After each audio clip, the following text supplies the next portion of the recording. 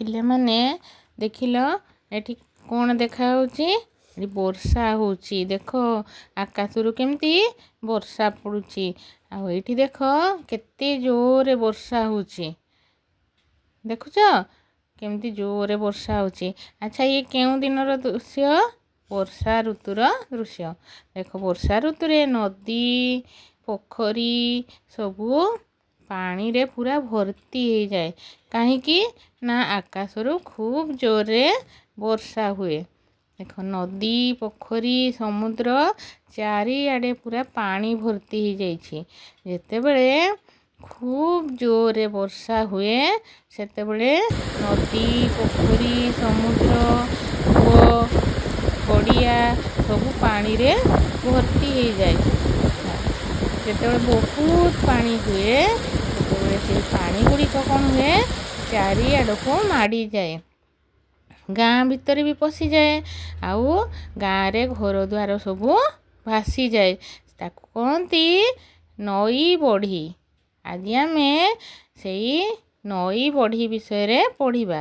ଆମର ହସ ଖେଳ ଭାଗ 2 ବହିରେ ଯେଉଁ ନଈ ବଢ଼ିର ଚିତ୍ର ଅଛି ସେ ବିଷୟରେ ଆଜି ଆମେ ଜାଣିବା। ଏ ନଈ ବଢ଼ି ଚିତ୍ରରେ ଦେଖୁଛ କିପରି ଗାଁରେ ପୁରା ପାଣି ଭର୍ତ୍ତି ହେଇଯାଇଛି। ପାଣି ଚାରିଆଡ଼େ ଭର୍ତ୍ତି ହେଇଯାଇଛି। ଯାହାଫଳରେ ଲୋକମାନେ ବହୁତ ହଇରାଣ ହେଉଛନ୍ତି। ଲୋକମାନେ ଯାଇ ଉଚ୍ଚା ଜାଗାରେ ଛିଡ଼ା ହେଇଛନ୍ତି। ପଶୁପକ୍ଷୀମାନେ ସବୁ ଗଛ ଉପରେ ଚଢ଼ି ଯାଇଛନ୍ତି। କିଛି ଲୋକ ଘର ଉପରେ ବସିଛନ୍ତି। ଆଉ କିଛି ଲୋକ ଯେଉଁ ଉଚ୍ଚା ଉଚ୍ଚା ସ୍ଥାନ ଅଛି ସେ ଉଚ୍ଚା ସ୍ଥାନରେ ଯାଇ ଆଶ୍ରୟ ନେଉଛନ୍ତି। ଏହି ନଈ ବଢ଼ି ସମୟରେ ଲୋକମାନେ ବହୁତ ହଇରାଣ ହୁଅନ୍ତି। କାହିଁକି ନା ତାଙ୍କ ଘର ଦ୍ୱାରରେ ସବୁ ପାଣି ପଶିଯାଏ। ଘର ଭିତରେ ପାଣି ପଶିଯାଏ। ସେମାନେ ବସିବା ଖାଇବା ଶୋଇବା ପାଇଁ କିଛି ସ୍ଥାନ ପାଆନ୍ତି ନାହିଁ। ଯାହାଦ୍ୱାରା ସେମାନେ ବହୁତ ହଇରାଣ ହୁଅନ୍ତି।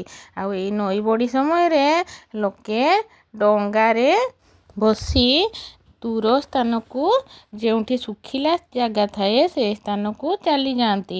ଦେଖ ଏଇ ଚିତ୍ରରେ ଦେଖିପାରୁଛ ଲୋକମାନେ କିପରି ନିଜର ଜିନିଷପତ୍ର ଧରି ଡଙ୍ଗାରେ ପାରି ହେଇଯାଉଛନ୍ତି ଏବଂ ମୁଣ୍ଡରେ ମଧ୍ୟ ନିଜର ଜିନିଷପତ୍ର ଧରି ପାଣି ଭିତରେ ପଶିକି ଶୁଖିଲା ସ୍ଥାନକୁ ଯିବା ପାଇଁ ଚେଷ୍ଟା କରୁଛନ୍ତି। ଆହୁରି ଦେଖ କିଛି ସ୍ଥାନରେ ଉଚ୍ଚ ଉଚ୍ଚ ସ୍ଥାନରେ ଲୋକମାନେ ଛିଡ଼ା ହୋଇ ରକ୍ଷା କରିବା ପାଇଁ ଚିତ୍କାର କରୁଛନ୍ତି। ପଶୁପକ୍ଷୀମାନେ ମଧ୍ୟ ପ୍ରାଣ ବିକଳରେ ନଦୀରେ ଭାସି ଯାଉଛନ୍ତି। ଏବଂ ସେମାନେ ମଧ୍ୟ ନିଜ ଜୀବନ ରକ୍ଷା କରିବା ପାଇଁ ଚେଷ୍ଟା କରୁଛନ୍ତି। ଆଉ ଦେଖ ଏଇଠି ଗଛ ଡାଳରେ କିପରି ମାଙ୍କଡ଼ମାନେ ଚଢ଼ି ଯାଇଛନ୍ତି। ସେମାନେ ମଧ୍ୟ ନିଜକୁ ରକ୍ଷା କରୁଛନ୍ତି। ନଈ ବଢ଼ି ସମୟରେ ଲୋକମାନଙ୍କର ଜିନିଷପତ୍ର ମଧ୍ୟ ସେଇ ନଈ ପାଣିରେ ଭାସିଯାଏ। ଆଉ ଲୋକମାନେ ବହୁତ ହଇରାଣ ହୁଅନ୍ତି। ସେହି ସମୟରେ ସରକାର କ'ଣ କରନ୍ତି? ଆକାଶ ମାର୍ଗରୁ ହେଲିକପ୍ଟର ସାହାଯ୍ୟରେ ଲୋକମାନଙ୍କୁ ସାହାଯ୍ୟ କରନ୍ତି।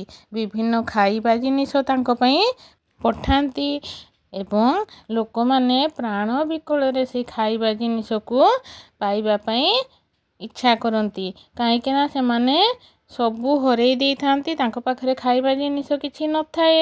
ତେଣୁ ସେମାନେ ସେଇ ଜିନିଷକୁ ଆତୁରରେ ଚାହିଁ ବସିଥାନ୍ତି। ଲୋକମାନେ ନଈ ବଢ଼ି ସମୟରେ ବହୁତ ହଇରାଣ ହୁଅନ୍ତି। ଆମେ ଏଇ ଚିତ୍ରରୁ ଦେଖି ଜାଣିପାରୁଥିବା।